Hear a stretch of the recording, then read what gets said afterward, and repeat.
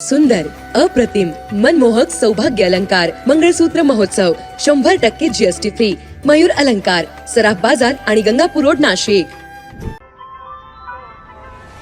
ताज्या बातम्यांसाठी नाशिक न्यूजच्या YouTube चॅनलला सबस्क्राईब करा आणि बेल आयकॉनला प्रेस करा.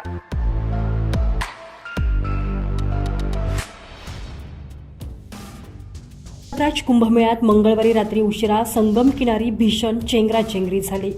यात सुरुवातीला 10 जणांचा मृत्यू झाला असं सांगण्यात आलेलं होतं. मात्र प्रशासनानं आता अधिकृत आकडा जाहीर केलेला आहे. तर काल रात्रीपर्यंत या दुर्घटनेत 30 जणांचा मृत्यू झाल्याची बातमी समोर आलेली आहे. तर 90 भाविक हे जखमी झालेले आहे.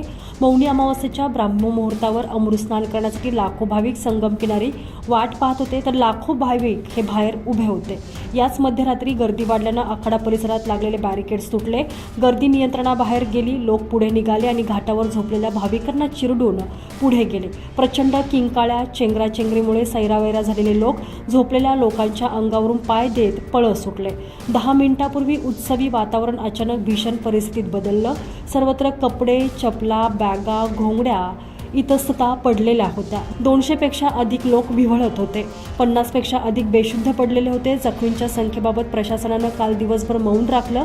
दुर्घटनेच्या 17 तासानंतर पोलीस महासंचालक वैभव कृष्ण यांनी मृतांचा आकडा जाहीर केला.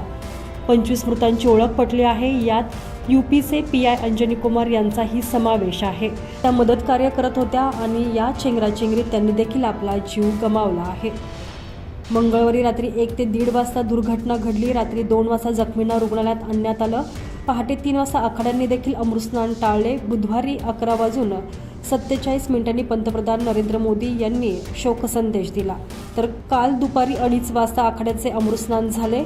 सायंकाळी 6:45 वाजता महाकुंभ DIGंनी मृतांचा आकडा 30 असल्याचं जाहीर केलं. तर काल सायंकाळपर्यंत 7.5 कोटी भाविकांनी अमृतस्नान केले.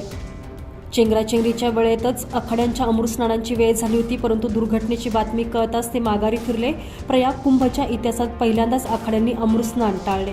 परिस्थिती नियंत्रणात आल्यावर मुहूर्ताच्या 10 तासानंतर आखाड्याचे साधू संगमतीरी पोहोचले आणि त्यांनी अमृतस्नान केलं. प्रयाग कुंभमध्ये पहिली दुर्घटना स्वातंत्र्यानंतर 1954 मध्ये झाली होती. त्यावेळी मौनी अमावस्येच्या शाही स्नानावेळी चेंगराचेंगरीत तब्बल 800 भाविकांचा मृत्यू झाला होता. नंतर कुंभमध्ये मोठ्या स्नान पर्वाच्या दिवशी व्हीआयपींना बंदी करण्यात आली.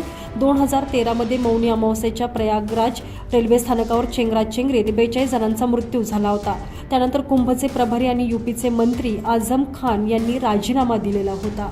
तर उत्तर प्रदेशचे मुख्यमंत्री योगी आदित्यनाथ यांनी या दुर्घटनेबद्दल अतीव शोक व्यक्त करत या चेंगराचेंगरीच्या घटनेची न्यायालयीन चौकशी करण्याचे आदेश दिलेले आहेत. माजी न्यायमूर्ती हर्ष कुमार यांच्या अध्यक्षतेखाली चौकशी आयोग नेमण्यात आलाय. राज्य सरकार घटनेत मृत्युमुखी पडलेल्या 30 जणांच्या कुटुंबांना प्रत्येकी 25 लाख रुपयांची मदत जाहीर केलेली आहे. कुंभमेळा प्रशासनानं लोकांच्या मदतीसाठी 1920 हा हेल्पलाईन क्रमांक देखील जारी केलेला आहे. Bureau report, Nashik news, Prayagraj.